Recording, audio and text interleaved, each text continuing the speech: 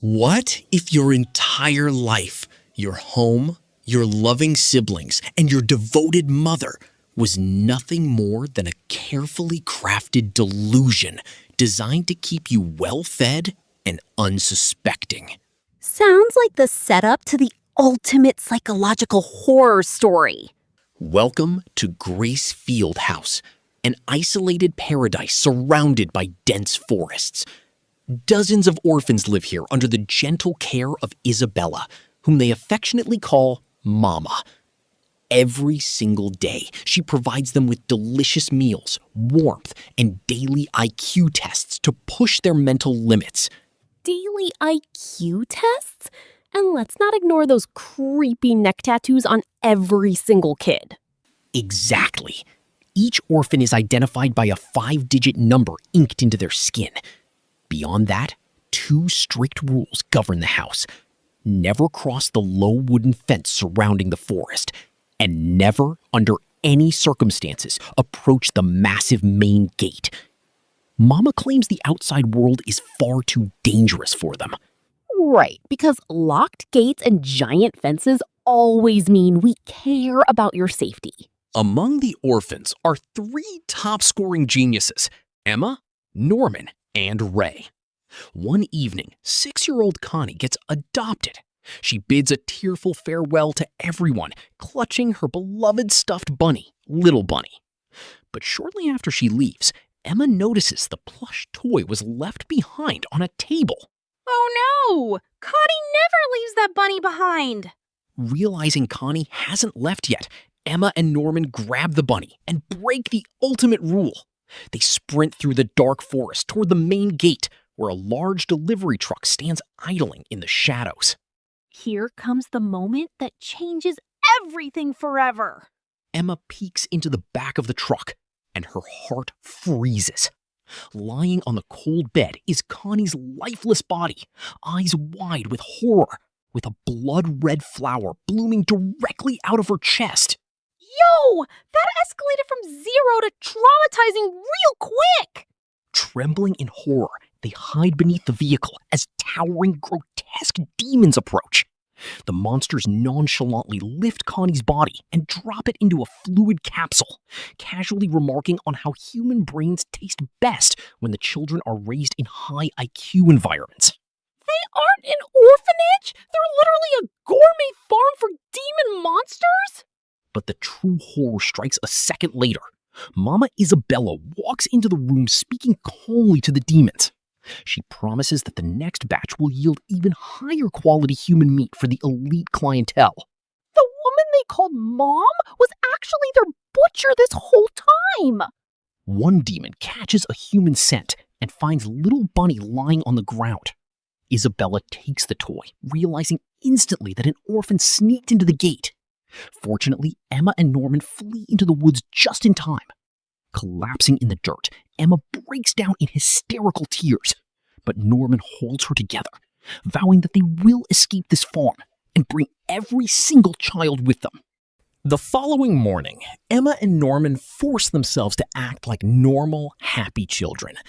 But behind their smiles, they begin analyzing the layout of the property. Running past the low forest fence, they hit a dead end, a towering, slick concrete wall with no footholds. That wall looks at least 30 feet high. You aren't climbing that without gear.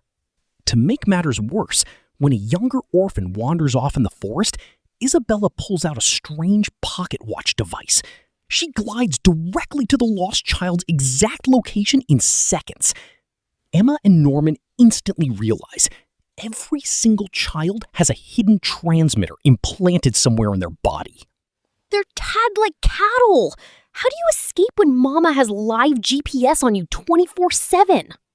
While hiding ropes inside a hollow tree trunk, their cynical friend Ray corners them. Having noticed their bizarre behavior, Ray forces them to spill the truth. Being an ultra-pragmatic thinker, Ray believes their plan to save all 38 children is pure suicide. He's not wrong! Escape with toddlers and babies? That's practically impossible. But Emma refuses to abandon anyone. Seeking intelligence on the outside world, Ray directs them to the library. There, they discover books donated by a man named William Minerva. Every book features an owl library stamp surrounded by secret Morse code messages, explicitly telling the children to escape. An insider in the outside world! That means humanity still exists out there! Just as hope kindles, Isabella introduces a new threat. Sister Krone, a towering, terrifying assistant brought in to tighten surveillance. To prepare the kids without triggering alarm, Emma and Norman turn basic games of tag in the forest into high-intensity evasion drills. Turning game time into military escape training? Brilliant move. But Norman notices Isabella always knows their moves ahead of time. He deduces there is a snitch among the orphans. Norman sets a brilliant trap. He tells Don and Gilda 2 different secret locations where the escape ropes are hidden. Oh ho! Classic counterintelligence play! When the rope in Ray's secret location vanishes, Norman delivers a bombshell. Ray is the informant. Ray admits he has been working as Isabella's spy for years in exchange for rewards. But Ray reveals a deeper secret. He orchestrated Emma finding Little Bunny so they would discover the truth and escape together. Wait, so Ray is a double agent who planned this whole discovery from day one? Exactly. Emma and Norman leverage Ray's position, turning him into a triple agent. Ray reveals a secret device he spent years building. A homemade camera flash gadget capable of frying the signal of the tracking devices behind their ears. Sister Krone tries to form a temporary truce with the kids. She exposes the dark history of their world.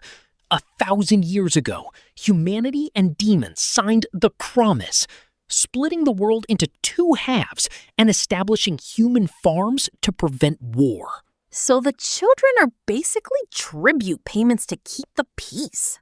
But Isabella outplays her completely. She hands Krone an official dismissal letter. As Krone reaches the main gate to leave, a massive demon emerges from the shadows, executing Krone on orders from the farm's grandmother supervisor. But before dying, Krone leaves behind a key and a mysterious pen in Norman's room. Sister Krone left them one last weapon from beyond the grave. Tension. With Krone eliminated, Emma and Norman rush to inspect the concrete wall. Ray stays behind to distract Isabella, but Isabella sees right through his trick and locks him inside a room. She strides directly into the forest after Emma and Norman. Uh-oh, Mama isn't playing games anymore. Tension. When Isabella corners them, Emma tackle hugs her to buy Norman time to climb. But Isabella shows terrifying physical strength. With a cold expression, Isabella brutally snaps Emma's leg, sending her screaming to the ground in agony. I raged. She literally broke her leg without flinching. That woman is terrifying. Standing over the crying children, Isabella calmly drops the ultimate despair. Headquarters has finalized Norman's adoption. His shipment date is scheduled for tomorrow evening. Norman's time is completely up. He's scheduled to be eaten tomorrow. That night, Ray and Emma urge Norman to use the tracking jammer and fake an escape to hide in the forest. Norman agrees to test the wall, but when he climbs to the top, he discovers a horrifying reality. Beyond the wall lies a vast, bottomless chasm separating the wall from the outer mainland. You can't jump that. It's a cliff drop into nothingness. Knowing that fleeing will cause Isabella to put the entire facility on extreme lockdown and ruin everyone else's chances, Norman makes a heartbreaking choice. He willingly returns, refusing to let his friends die for his sake. He's sacrificing his life so the rest of them have a chance to escape. The next evening, Norman says a serene goodbye to his weeping siblings. Walking through the gate into a secret holding facility, he meets Peter Rattray, the aristocratic human leader of the farm system. Norman looks him dead in the eye without a shred of fear, before stepping into a dark back room where a demon awaits. Months pass. Emma's leg heals in a cast, but she appears completely defeated, staring blankly out the window day after day. Ray falls into a deep depression, sitting silently in corners as his 12th birthday and his scheduled shipment date approaches. It looks like Mama completely broke their spirits. On the night before Ray's shipment, Ray sits alone in the dining hall with Emma. Suddenly, Ray strikes a match. He reveals his ultimate, desperate plan. He will douse himself in oil and set himself on fire, creating a massive blaze so Emma can escape while Isabella tries to save him. No way. Ray is gonna burn himself alive? Ray drops the match. Flames erupt instantly, engulfing the room in thick smoke. Emma screams hysterically. Hearing the commotion, Isabella races into the hall with an extinguisher, checking her tracking watch, which shows Ray's signal right in the center of the raging fire. Is Ray actually gone? Did he really do it? Isabella frantically fights the fire, but when she checks the floor, she gasps. Lying on the ground near the doorway is a severed piece of flesh containing Ray's tracking chip covered in blood. It was a setup. He cut off his own ear. Flashback! Before Norman walked to his death, he left a master plan hidden under Emma's bed. Emma had been faking her depression for months, while Dawn and Gilda secretly trained the older children and prepared zipline gear. They sliced out their ear trackers ahead of time, tossed the chips into the fire with Ray's clothes, and tricked Mama's GPS watch. While Isabella fights the fake fire, all 16 children aged 5 and older sprint through the dark woods.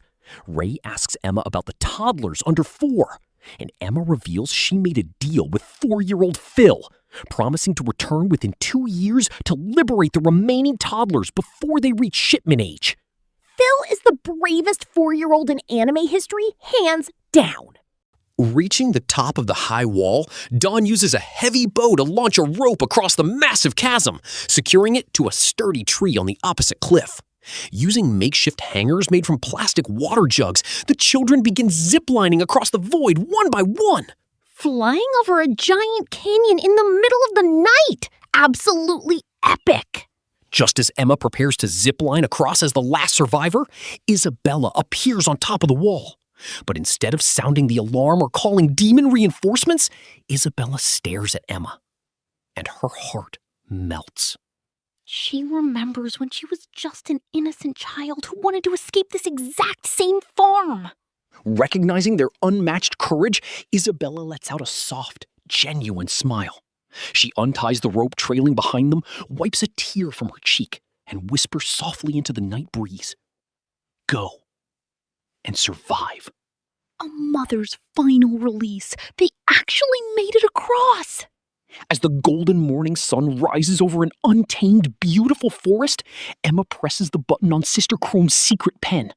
A brilliant 3D holographic map projects into the air, displaying a welcome message from William Minerva and guiding their path forward. Norman's sacrifice was not in vain. The farm is behind them and true freedom begins right now.